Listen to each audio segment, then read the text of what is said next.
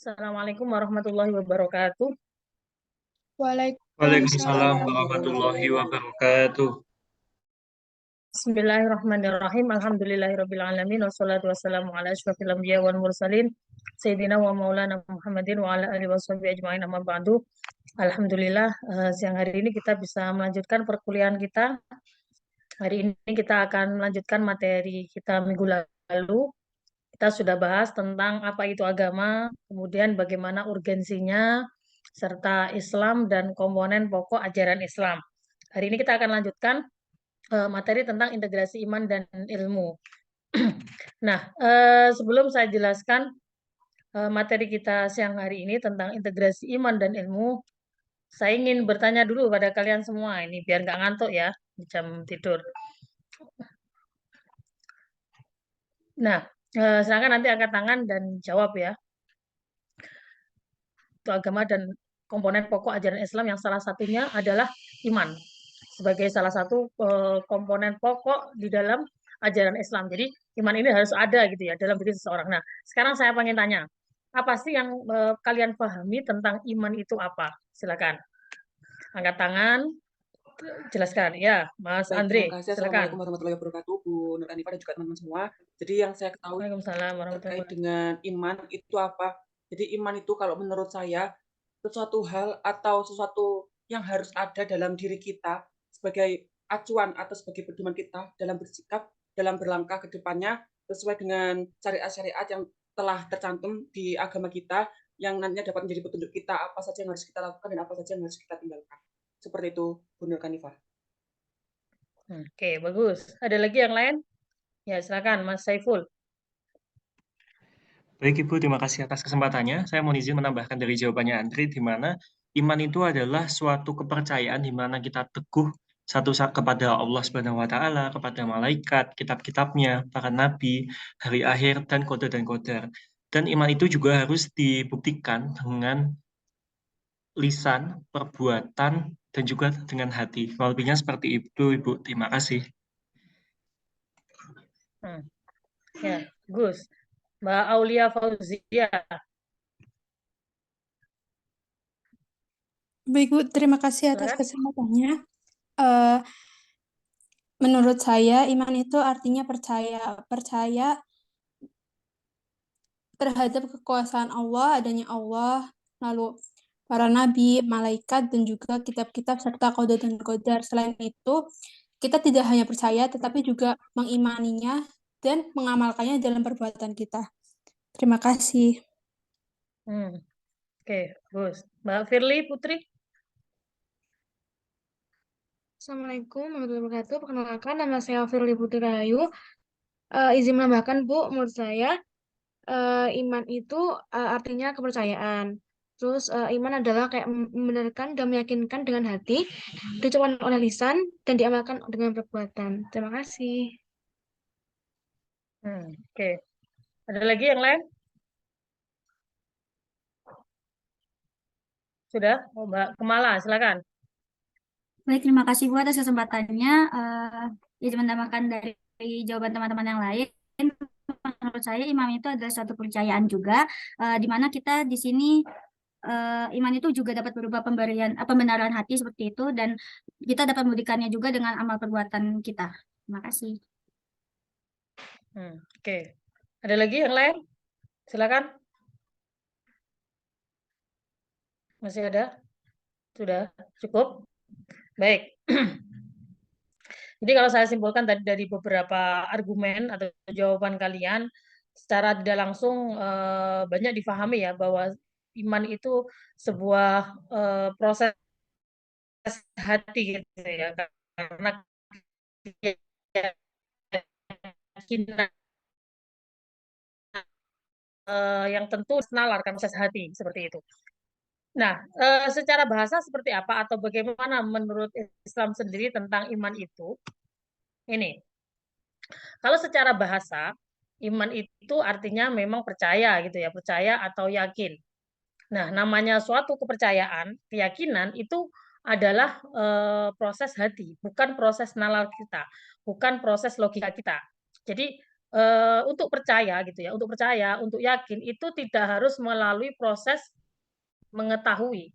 Tidak proses mengetahui, kemudian tidak perlu proses indrawi karena itu adalah proses hati. Sebagai contoh misalnya begini, saya percaya bahwa Amerika itu ada misalnya gitu ya, meskipun saya tidak pernah menginjakkan kaki di Amerika, misalnya kayak gitu. Jadi tidak harus mengetahui terlebih dahulu untuk bisa percaya. Karena di sini adalah proses hati, keyakinan, percaya. Jadi tidak harus dengan melihat, tidak harus bisa dibuktikan secara empiris begitu. Kemudian ini, maka iman itu adalah proses hati. Makanya secara istilah yang pertama kali prosesnya adalah membenarkan dalam hati. Jadi mempercayai terlebih dahulu. Kemudian apa setelah itu? Mengucapkan dengan lisan. Kenapa harus diikrar dengan lisan? Karena ya siapa tahu isi hati seseorang. Kita tidak akan tahu apa keyakinannya, apa keimanannya kalau tidak diikrarkan. Siapa tahu isi hati seseorang gitu ya. Jadi kalau tidak diikrarkan bahwa saya ini muslim dengan syahadat, ya orang nggak akan tahu gitu loh. Sehingga agar tidak terjadi kesalahpahaman, maka di sini perlu diikrarkan. Kalau di sini memang diikrarkan dengan lisan, tapi juga bisa melalui tulisan. Misalnya seperti kalau kita di Indonesia ada di KTP gitu kan, tertulis di KTP secara tidak langsung berarti kita ikrar bahwa agama kita adalah Islam. Apa yang kita percayai adalah ajaran-ajaran Islam. Kita percaya sama Allah begitu. Nah, tapi tidak cukup seperti itu, tidak cukup hanya ikrar dengan lisan. Karena apa? Perlu ada pembuktian. Kalau orang itu hanya sekedar lisan, ya bisa dibilang itu gombal gitu kan. Apa buktinya kalau kamu percaya sama Allah? Ya nggak bisa kita kemudian percaya begitu saja gitu kan tanpa apa namanya ada bukti gitu. Sehingga disinilah apa namanya kita bisa menilai juga dari amal perbuatannya. Jadi kalau kita apa namanya buktinya, oh kita buktinya sholat, kita buktinya puasa, misalnya seperti itu. Jadi ikrar yang kita ucapkan itu butuh bukti untuk meneguhkan apa yang kita ikrarkan. Kayak begitu. Jadi iman itu suatu komposisi yang sangat komprehensif, yaitu perilaku atau proses hati, kemudian lisan atau takrir, dan juga amal perbuatan. Jadi sinkron. Apa yang dibenarkan dalam hati, kemudian diucapkan dan ditunjukkan dalam perbuatan, itu semuanya sinkron. Gitu. Itu baru nanti akan apa namanya menimbulkan keimanan yang utuh gitu ya. Tidak hanya sekedar lisannya saja. Bisa saja orang itu ya hanya percaya saja, tapi kemudian tidak dibuktikan, ya kan? Mengaku muslim tapi tidak sholat. Nah, berarti di sini belum betul-betul beriman karena komposisi dari membenarkan dalam hati proses ini kemudian tidak terpenuhi. Jadi ya hanya mungkin sekedar iman saja gitu ya, atau mungkin kalau kita sebut dengan bahasanya dalam konteks Indonesia ya Islam KTP gitu loh. Kamu hanya ikrar tapi kamu tidak sholat, mengaku Islam tapi nggak sholat, mengaku Islam tapi tidak puasa begitu. Jadi belum sempurna keimanannya. Nah, kalau kita perhatikan juga dari makna ini, maka seperti yang saya tegaskan tadi, bahwa untuk beriman itu tidak melalui proses indrawi. Sehingga kemudian kalau kita itu pengen iman, pengen menemukan wujudnya Allah, kemudian menggunakan nalar kita, menggunakan logika kita, ya nggak akan ketemu. Karena itu dua hal yang berbeda. Maksudnya proses dengan logika itu berbeda. Jadi nggak akan ketemu, nggak akan nyambung. Kalau untuk beriman ya gunakan hati, jangan menggunakan nalar, jangan menggunakan seperti itu. Jadi itu yang bisa kita apa namanya, yang bisa kita praktekkan begitu ya. Jadi membenarkan dalam hati, kemudian mengucapkan dengan lisan dan membuktikan dengan amal perbuatan. Jadi tidak bisa dengan nalar. Berpikir terlebih dahulu misalnya, kemudian dibuktikan secara empiris bahwa baru kita percaya bahwa itu adalah hal yang benar. Tidak seperti itu prosesnya. Jadi langsung hati, kemudian mengucap dengan lisan dan dibuktikan dengan amal perbuatan. Seperti itu. Itu namanya iman. Nah, ini berbeda dengan ilmu. Kalau ilmu itu adalah mengetahui. Jadi kalau secara bahasa kan mengetahui ya, berarti di sini ada proses indrawi. Ada proses indrawi, harus melihat terlebih dahulu, mengetahui. Nah, sedangkan ilmu adalah pengetahuan yang sudah dikelompokkan, disistematisasi dan diinterpretasikan sehingga menghasilkan suatu kebenaran objektif serta sudah diuji kebenarannya secara ilmiah. Jadi ini dua hal yang berbeda antara iman dengan ilmu. Kalau tadi metodologinya atau mekanisme iman itu melalui hati, tapi kalau ilmu itu melalui apa? Nalar, karena harus ada proses indrawi terlebih dahulu, mengetahui. Nah, baru pengetahuan itu kalau kemudian bisa dibuktikan secara empiris, baru itu bisa disebut dengan ilmu pengetahuan. Tapi kalau tidak bisa dibuktikan secara empiris, berarti hanya pengetahuan atau disebut dengan knowledge, bukan ilmu, seperti itu. Sebentar ya.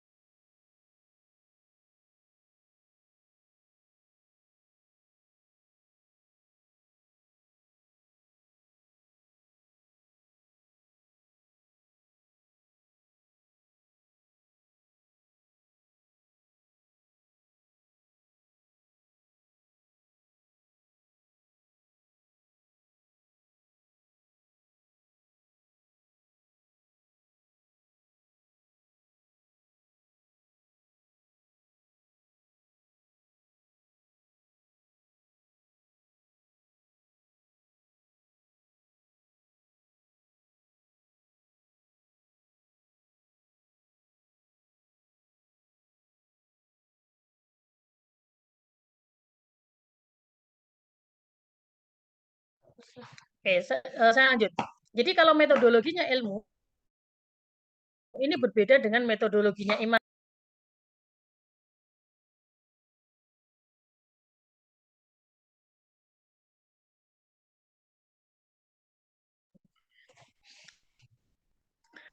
Metodologinya ilmu ini berbeda dengan iman. Kalau tadi iman itu hanya proses hati, tidak melibatkan nalar, tidak dengan mengetahui atau pembuktian secara empiris. Tapi kalau ilmu itu sebaliknya. Jadi harus dengan proses indrawi. Kemudian bisa dibuktikan secara empiris. Maka kalau tidak bisa dibuktikan, ya itu tidak bisa disebut dengan ilmu pengetahuan, hanya disebut dengan knowledge. Begitu. Jadi proses ini pembuktian secara oleh karenanya ketika mereka para saintis itu ya hanya menggunakan metodologinya ilmu untuk iman itu nggak akan bisa. Jadi hanya menggunakan rasio, kemudian dia ingin mencari Tuhan dengan rasionya tersebut, nggak akan bisa. Karena ini dua hal yang berbeda, prosesnya juga berbeda. Untuk iman dengan ilmu ini dua hal yang berbeda, prosesnya juga berbeda. Jadi makanya wajar kalau kemudian banyak para saintis yang ateis, ya karena mereka menggunakan nalarnya, tidak menggunakan hatinya. Tapi kalau menggunakan hati, itu pasti akan menemukan. Tapi kalau menggunakan nalar, juga akan bisa, gitu loh. Karena metodologinya berbeda, ilmu dengan iman. Jadi metodologinya iman bisa diterapkan untuk ilmu, atau sebaliknya metodologinya ilmu diterapkan iman juga nggak bisa, karena ini dua hal yang berbeda. Nah, karakteristik selanjutnya apa?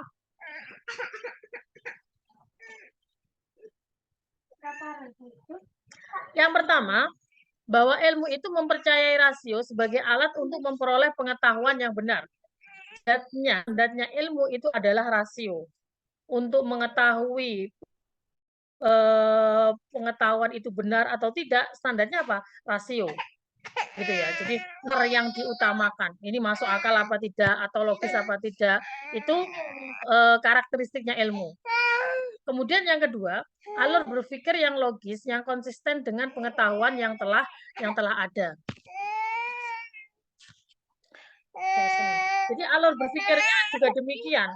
Mekanismenya, alur berpikirnya semuanya mengandalkan rasio atau standarnya adalah rasio. Jadi ini terbukti apa tidak secara empiris, itu standarnya itu semuanya adalah rasio. Alur berpikirnya pun juga demikian. Kemudian yang ketiga, pengujian secara empiris sebagai bukti objektif. Jadi harus melalui proses uji secara empiris. Kalau nanti terbukti gitu ya, atau secara empiris itu terbukti kebenarannya, maka itu juga bisa disebut sebagai ilmu pengetahuan karena terbukti kebenarannya. Kemudian yang kelima adalah mekanisme yang terbuka untuk dilakukan koreksi. Jadi kebenaran yang dihasilkan oleh ilmu pengetahuan itu sifatnya relatif, bukan absolut. Sehingga ketika nanti ada apa namanya, ada teori yang baru yang mengcounter teori sebelumnya, atau misalnya ada apa namanya, ada penemuan terbaru gitu ya, yang ternyata mengcounter penemuan sebelumnya, itu bisa memberikan masukan atau kritik terhadap teori sebelumnya. Jadi bisa mengoreksi atau mungkin merevisi teori-teori yang sebelumnya. Kenapa? Karena kebenarannya relatif, bukan absolut. Sebagai contoh misalnya, teori tentang penciptaan alam semesta. Sebelum ditemukannya Big Bang, dulu orang mempercayai adanya teori keadaan tetap. Jadi yang dipercaya adalah teori keadaan tetap. Bahwa menurut teori keadaan tetap, alam semesta itu tidak diciptakan. Tetapi ada dengan sendirinya, tiba-tiba ada begitu kan. Nah, karena tiba-tiba ada, maka mereka juga tidak meyakini bahwa alam semesta itu akan hancur, akan berakhir. Karena tidak berawal, yang otomatis juga tidak akan berakhir. Itu menurut mereka. Sehingga atas dasar itu, karena memang mereka ateis, ya akhirnya dalam proses penciptaan alam semesta pun juga tidak percaya pada Tuhan gitu ya, tentang proses penciptaan alam semesta itu.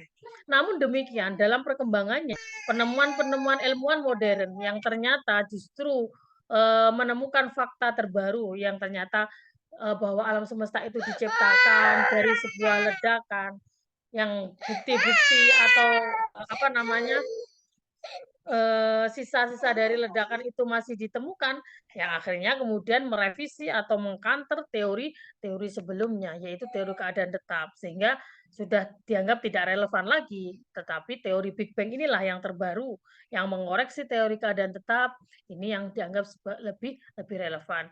Dan bisa saja nanti mungkin ada penemuan terbaru lagi yang mungkin melengkapi, itu sangat mungkin sekali begitu ya. Karena kebenarannya adalah relatif. Jadi menerima koreksi, menerima untuk apa namanya, revisi gitu ya, perbaikan, itu karakteristiknya ilmu begitu.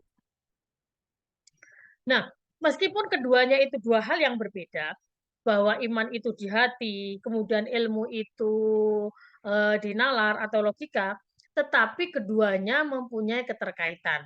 Jadi meskipun dua hal yang berbeda, belum tentu bertentangan gitu kan. Jadi iman dan ilmu ini mempunyai keterkaitan. Apa kaitannya? Ini yang pertama. Iman adalah akar. Sedangkan ilmu adalah pohon yang mengeluarkan dahan dan cabang-cabang ilmu pengetahuan. Jadi kalau diibaratkan seperti pohon, maka iman itu adalah akarnya, penguatnya gitu ya, itu adalah iman. Sedangkan pohonnya itu adalah ilmu yang nanti akan menghasilkan cabang-cabang gitu ya, ranting-ranting. Nah, cabang-cabang ini bisa misalnya dalam bidang social science, ada ilmu administrasi, ada ilmu hukum, ada ilmu ekonomi dan seterusnya.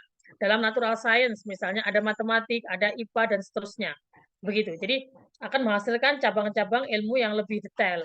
Nah, dari cabang-cabang itu, pohon itu juga akan menghasilkan sebuah buah gitu ya, menghasilkan buah. Dan buah dari pohon itu disebut dengan dan seni, teknologi dan seni. Jadi kalau gambarannya seperti itu, seperti ibarat pohon, maka iman ini menjadi pondasi, menjadi landasan dalam pengembangan ilmu pengetahuan. Jadi pengembangan pengetahuan itu harus didasarkan pada nilai-nilai agama, nilai-nilai keimanan. Tidak boleh hanya berdasar logika saja gitu kan, tapi harus apa namanya, harus sebentar ya, harus berdasarkan keimanan.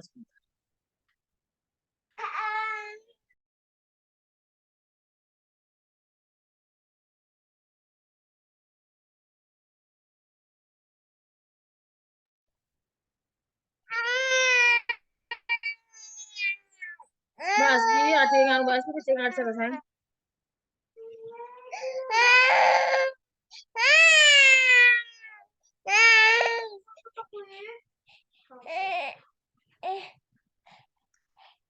Nah, oke, kita kembali lagi ke sini. Jadi kalau diibaratkan dengan ilmu pengetahuan dengan pohon ini, maka iman itu harus menjadi landasan dalam pengembangan ilmu pengetahuan. Kenapa harus dilandasi dengan iman? Agar nanti buahnya tadi, teknologi yang dihasilkan itu tidak bertentangan dengan nilai-nilai agama.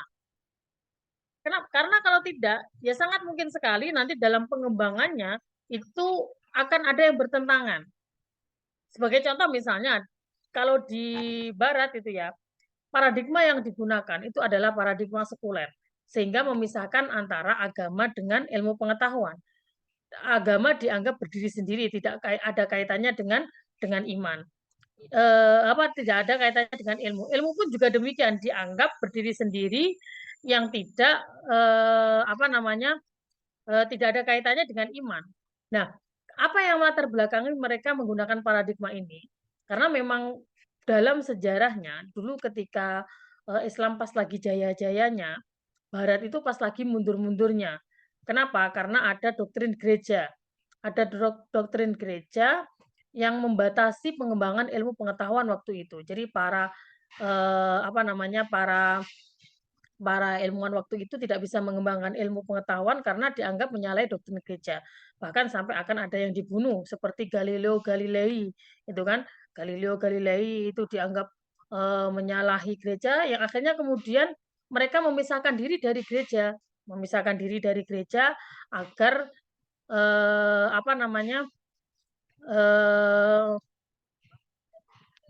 mereka bebas gitu ya untuk mengembangkan ilmu pengetahuan. Makanya akhirnya kemudian paradigma yang digunakan sampai saat ini adalah paradigma sekuler. Jadi memisahkan antara agama dengan ilmu. Nah, akhirnya ya kemudian yang terjadi akan ada banyak pengetahuan atau teknologi yang dihasilkan itu bertentangan dengan nilai-nilai agama. Sebagai contoh misalnya teknologi cloning gitu ya pada manusia itu bagaimana? Kalau orang itu mau memperhatikan nilai-nilai agama, memperhatikan keimanan, saya yakin dalam prosesnya itu ada hal-hal yang tidak sesuai gitu ya, yang mengganjal dalam dirinya, yang kemudian itu menjadi pertimbangan dalam pengembangan pengetahuan. Oh iya ya, kalau ini misalnya dipraktekkan, cloning ini dipraktekkan pada manusia, kira-kira bagaimana? Nanti konsekuensinya seperti apa kalau memang betul-betul terlahir? Atau misalnya kalau nanti terjadi kegagalan, bagaimana tanggung jawab moral kita? Kenapa? Karena domba doli itu untuk bisa lahir seperti itu sudah melalui ratusan kali uji coba. Nah, kalau kemudian itu terjadi pada manusia, bagaimana? Embrio-embrio yang dihasilkan, yang itu terjadi kegagalan tadi, itu terus bagaimana?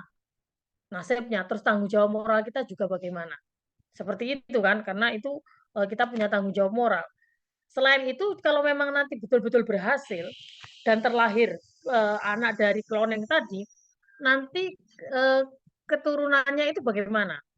Orang tuanya siapa? Bapak ibunya itu siapa? Karena di situ dalam proses bayi cloning itu kan tidak ada pertemuan antara sperma dan ovum ya, tidak ada pertemuan antara sperma dan ovum, jadi tidak terjadi pembuahan. Berbeda dengan bayi tabung. Kalau bayi tabung di situ masih ada pembuahan antara sel sperma dan ovum. Tapi kalau dalam cloning ini tidak, gitu. Hanya diambil sel somatisnya gitu ya, seperti itu. Jadi sangat mungkin sekali itu bisa terlahir dari perempuan, sama-sama perempuan, tidak dari laki-laki bisa. Karena itu tadi hanya diambil dari sel somatisnya begitu. Jadi konsekuensinya bagaimana nanti?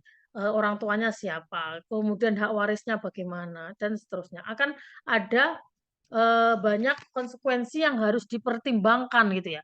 Konsekuensi yang harus dipertimbangkan ketika itu dipraktekkan kepada manusia. Jadi kalau orang mempertimbangkan iman, itu pasti akan ada banyak pertimbangan-pertimbangan. Kecuali kalau mereka menggunakan paradigma sekuler tadi, ya mereka tidak akan memperhatikan nilai-nilai itu. Ya penting pengetahuan itu dikembangkan, apapun hasilnya, ya sudah, seperti itu. Kayak begitu.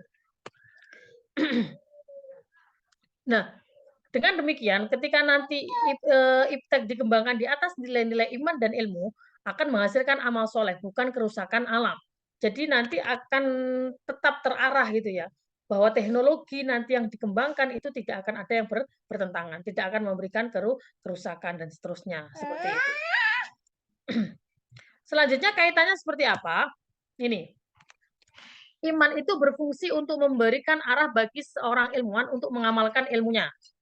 Jadi iman itu sebagai landasan gitu ya, sebagai landasan dalam mengamalkan ilmu pengetahuannya. Jadi dalam mengembangkan ilmu pengetahuannya, dalam mengamalkan ilmunya. Jadi kalau misalnya dia menemukan teknologi, misalnya tadi kayak bayi tabung, kalau iman itu digunakan sebagai landasan, dia tidak akan menyalahgunakan ilmu yang dia dapat itu untuk hal-hal yang dilarang oleh agama. Jadi penggunaan ilmu itu bisa tetap terarah gitu. Kalau itu dilandasi dengan nilai-nilai agama, sama halnya seperti kayak bedah plastik. Apakah teknologi bedah plastik itu juga penting? Apakah itu juga boleh di dalam Islam? Tentu. Karena itu juga tetap dibutuhkan kan di dalam dunia medis.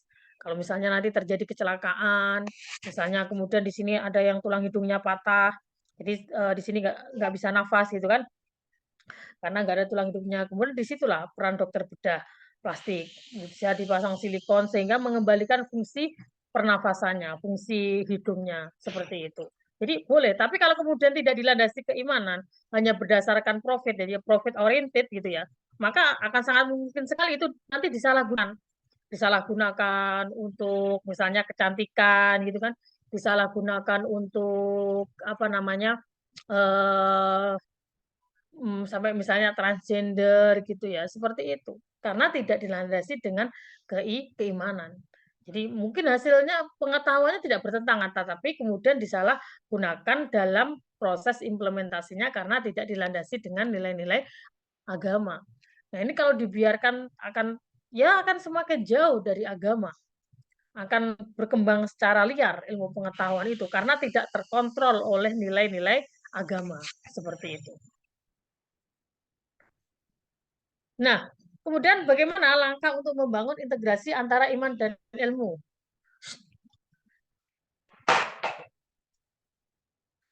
Yang pertama adalah membangun semangat Iqra berbasis keimanan. Sebagaimana yang disebutkan di dalam surat Al-Alaq ayat 1 sampai 5. Yang bunyi ayatnya Iqra bismi rabbik. Nah, itu ayat yang pertama kali turun kepada Rasulullah, yaitu Iqra, bacalah. Kenapa Bu ayat yang pertama turun itu bukan solu, bukan sumu, tetapi kok Iqra gitu ya. Ini menunjukkan bagaimana pentingnya membaca, bagaimana pentingnya meneliti, bagaimana pentingnya mengkaji ilmu pengetahuan sebagai landasan, gitu ya, sebagai landasan juga dalam peribadatan kita. Kalau diperintahkan sholat dulu tapi nggak tahu ilmunya sholat, wah akan berbahaya ya kan?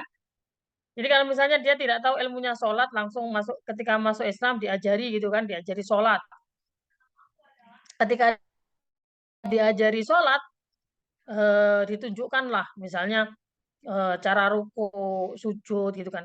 Tapi karena dia tidak punya ilmunya, belum punya ilmunya, ketika mungkin misalnya pas imam itu lagi gatal-gatal gitu ya, terus garuk-garuk gini, nah dikira itu juga bagian dari gerakan sholat yang akhirnya kemudian ditiru oleh makmumnya di belakang. Terus misalnya ada lagi ketika imamnya itu batuk-batuk, dikira bacaan sholat itu juga ada batuknya begitu, ditirukan oleh jamaahnya. Nah, akan repot seperti itu. Jadi kalau dalam bahasanya orang Jawa bilang itu harus diilmoni gitu ya, harus tahu ilmunya. Ketika kita melakukan sesuatu apapun, jadi sholat, puasa, ya harus tahu ilmunya sholat. Mau puasa ya harus tahu ilmunya puasa dan seterusnya. Jadi di situ pentingnya bagaimana agar ilmu pengetahuan yang kita kembangkan atau yang kita implementasikan itu tidak bertentangan dengan nilai-nilai agama, terus berjalan kepada arahnya. Makanya bacalah, menuntutlah ilmu gitu kan. Menelitilah, mengkajilah, tetapi yang bismi rabbik, yang dilandasi dengan nilai-nilai agama. Kenapa?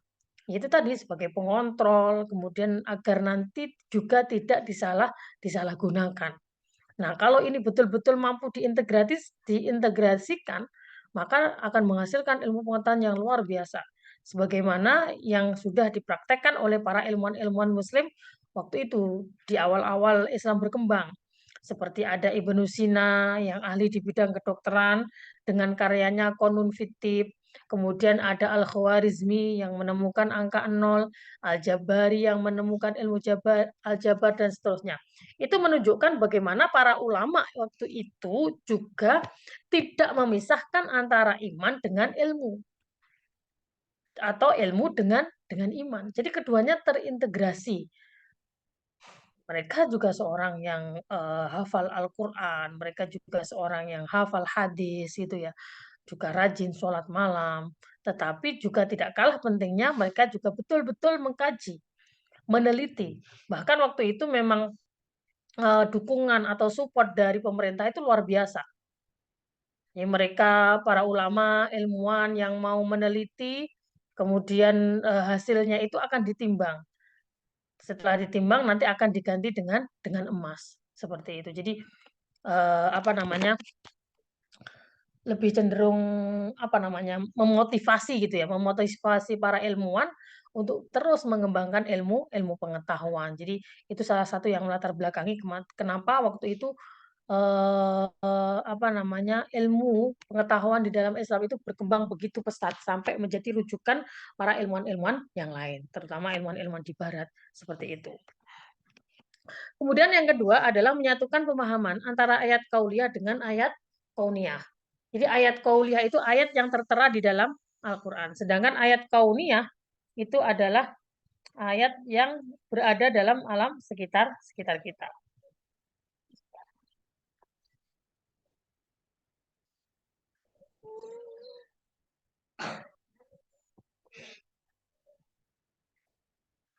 Nah, fakta-fakta empiris yang terjadi di sekitar kita itu juga akan menguatkan apa yang ada dalam Al-Quran.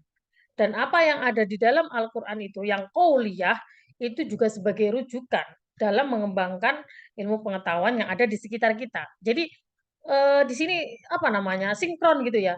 Apa yang tertera di dalam Al-Quran juga dibuktikan oleh alam gitu ya.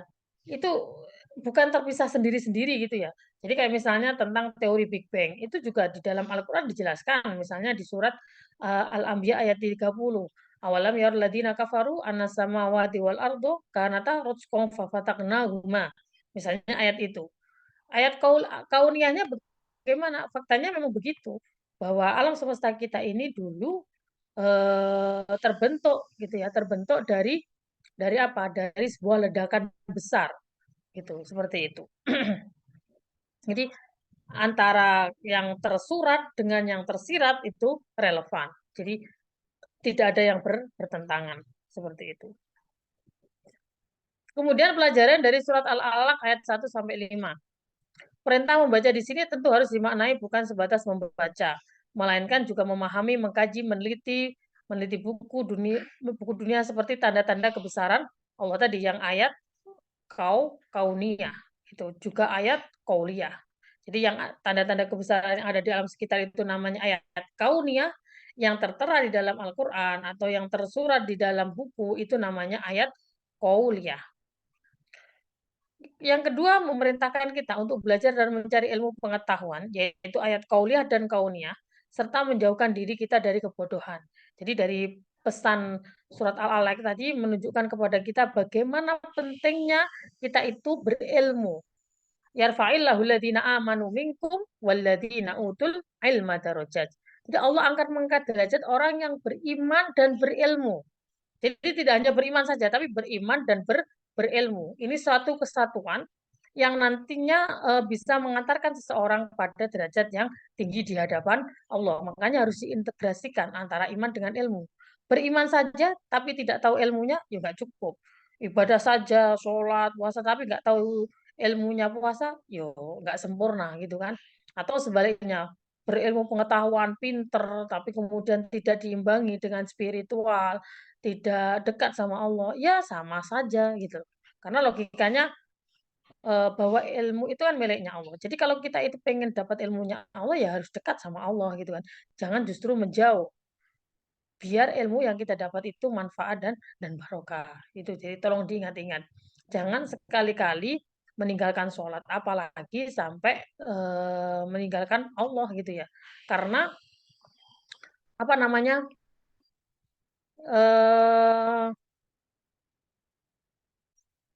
iman apa namanya ilmu yang itu bersumber dari Allah itu bisa diberikan kepada siapapun gitu kan. Sehingga kalau kita pengen juga dapat yang barokah manfaat, ya kita harus dekat. Jangan justru menjauh gitu loh. Jangan justru menjauh. Sama kayak misalnya begini, rezeki itu yang mengatur adalah Allah. Tapi jangan kemudian kita justru menjauh dari Allah yang memberikan rezeki itu. Jadi misalnya dibela-belain kerja siang malam gitu ya, hanya istirahat waktu makan siang, terus bekerja bekerja, tetapi lupa sholat atau tidak sholat, tidak puasa, ya sia-sia itu.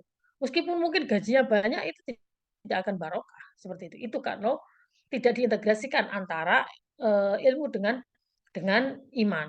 Atau misalnya lagi juga apa namanya ketika kalian belajar misalnya ini ya karena proses belajar ya kaitan dengan ilmu belajar sudah belajar mengerjakan tugas ini praktikum bla bla bla bla gitu ya pokoknya yang dikejar biar dapat nilai A gitu ya tapi sholatnya masih bolong-bolong atau mungkin bahkan masih ada yang tidak sholat ya jangan berharap gitu ya nanti ilmu itu bisa bermanfaat. Kenapa? Karena ilmu itu ya tadi miliknya Allah. Jadi kalau kita pengen dapat ilmu dari Allah ya harus dekat sama Allah, jangan menjauh. Jadi bagaimana? Ya kita belajar, kita juga harus berdoa. Jadi harus seimbang, harus balance antara ilmu dengan iman. Gitu. Jadi iman ini menjadi landasan dalam pengembangan ilmu pengetahuan seperti itu. Yang ketiga, membaca yang mampu membawa kepada perubahan positif bagi kehidupan manusia bukanlah sembarang membaca, melainkan membaca dengan menyebut nama Allah yang menciptakan. Jadi di sini menunjukkan bagaimana ketika kita itu ingin mendapatkan sesuatu yang baru, maka harus bisa mengintegrasikan antara iman dengan ilmu seperti itu. Selanjutnya, pelajaran apa yang bisa kita ambil dari surat Al-Ayat 1 sampai 5 tadi? Yaitu memberi petunjuk kepada manusia untuk mengenal dirinya secara jelas, yaitu mengetahui asal kejadiannya. Khalaqal insana min alaq. Kemudian Allah mengajar manusia dengan pena. Jadi dengan pena itu Allah mengajarkan apa namanya bahwa ilmu itu harus melalui proses. Tidak bisa bim salah bim langsung pinter gitu kan. Jadi ada wasilah, ada perantara, ada proses untuk bisa mendapatkan ilmu. Dan ini penting. Jadi nggak bisa secara instan kita kemudian tiba-tiba langsung dapat ijazah di situ proses. Ini bisa diambil dari yang tersirat di dalam Al-Qur'an di surat Al-Alaq ini. Bahwa Allah mengajar dengan pena berarti di situ kan ada perantaranya gitu kan.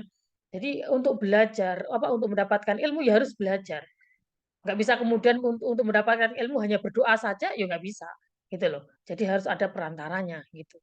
Makanya tadi harus seimbang, harus balance antara ilmu dengan iman.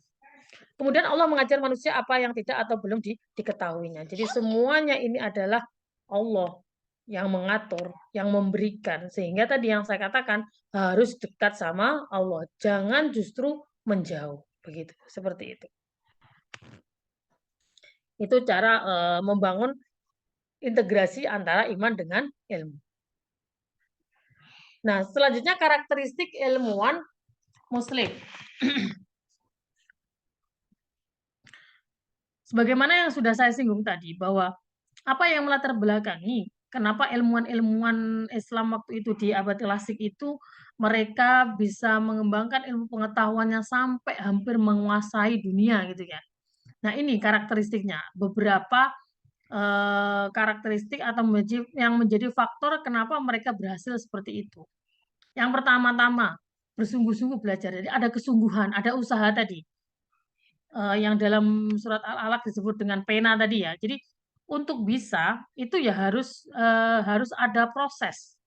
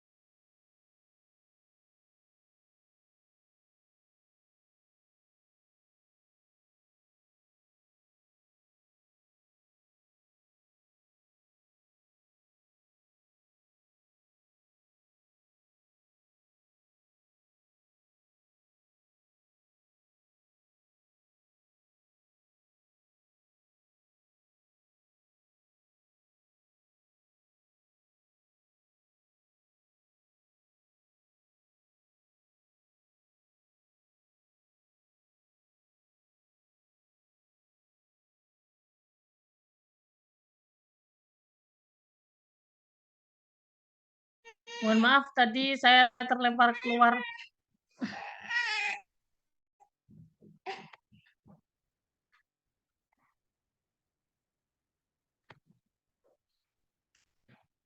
Nah, ini sudah slide terakhir, jadi saya jelaskan tentang karakteristik ilmuwan Muslim. Jadi apa yang melatar belakangi kenapa ilmuwan Muslim waktu itu bisa berhasil gitu ya menguasai ilmu pengetahuan dan teknologi di hampir seluruh dunia. Yang pertama rahasianya karena mereka memang bersungguh-sungguh dalam belajar. Jadi tidak cukup gitu ya kita langsung pinter gitu ya, langsung dapat ilmu, langsung dapat penghargaan terbaik gitu ya, tanpa ada proses belajar. Jadi di sini ada proses yang harus kita lewati, yaitu bersungguh-sungguh dengan belajar. Jadi nggak bisa kemudian bim salah bim langsung pinter, tidak bisa. Jadi pasti ada proses sebelumnya. Kemudian berpihak pada kebenaran. Jadi berpihak pada kebenaran ini pun juga demikian. Jadi tidak berpihak pada penguasa gitu ya. Tidak berpihak pada yang berduit misalnya begitu. Jadi berpihak pada kebenaran. Artinya mereka betul-betul mengembangkan ilmu itu secara objektif, tidak subjektif, bukan karena ini begitu ya. Jadi sangat subjektif, sangat objektif. Kemudian yang ketiga kritis dalam belajar. Jadi dalam belajar itu pun tidak semerta-merta kemudian dan kita menerima pengetahuan itu mentah gitu ya, atau menerima begitu saja, tetapi kita juga kritis, apakah ini sesuai apa tidak, ini pantas apa tidak, itu menjadi bahan pertimbangan.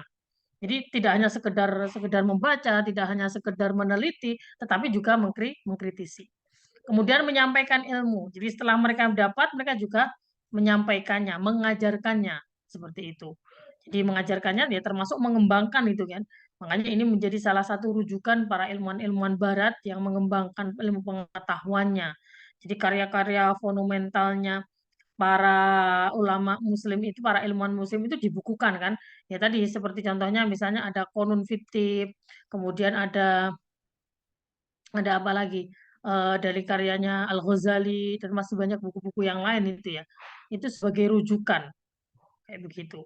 Kemudian sangat takut kepada Allah. Jadi takut itu apakah kemudian menjadikan mereka itu tidak bisa mengembangkan? Bukan. Maksudnya takut ini mereka tidak akan lalai kepada Allah gitu. Tidak akan lalai kepada Allah.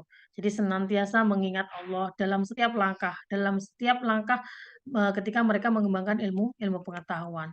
Kemudian yang terakhir adalah bangun di waktu malam. Ya seperti yang saya jelaskan tadi, bahwa ilmu itu miliknya Allah. Jadi kalau kita pengen dekat sama Allah ya kalau kita pengen dapat ilmunya dari Allah ya kita harus dekat sama Allah seperti itu. Itu logikanya. Jadi mereka tidak hanya salah keilmuan tetapi juga salah spiritual seperti itu. Jadi dibarengi dengan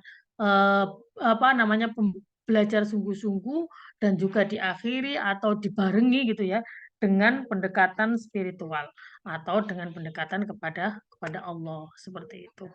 Mungkin itu dari saya. Silakan kalau ada pertanyaan. Materinya sudah saya kirimkan ya di WA semuanya ya. Silakan kalau ada pertanyaan.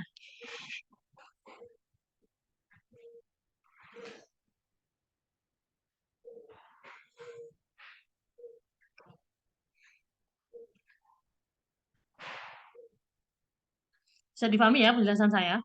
Kecepatan nggak? Tidak ya? Dapat dipahami, Bu? Insya Allah bisa, Bu. Bisa dipahami, Bu. Baik. Ini kalau ada yang nggak paham atau terlalu cepat saya menjelaskan, bisa interupsi ya.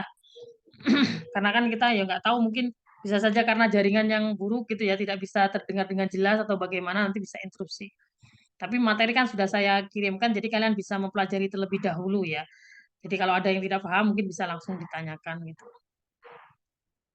Tidak ada? Baik, kalau tidak ada pertanyaan, saya cukupkan sekian perkuliahan kita siang hari ini. Terima kasih atas partisipasinya. Kita lanjut Jumat depan ya. Saya akhiri. Wassalamualaikum warahmatullahi wabarakatuh. Waalaikumsalam Waalaikumsalam warahmatullahi wabarakatuh. Terima kasih, Bu. Sama.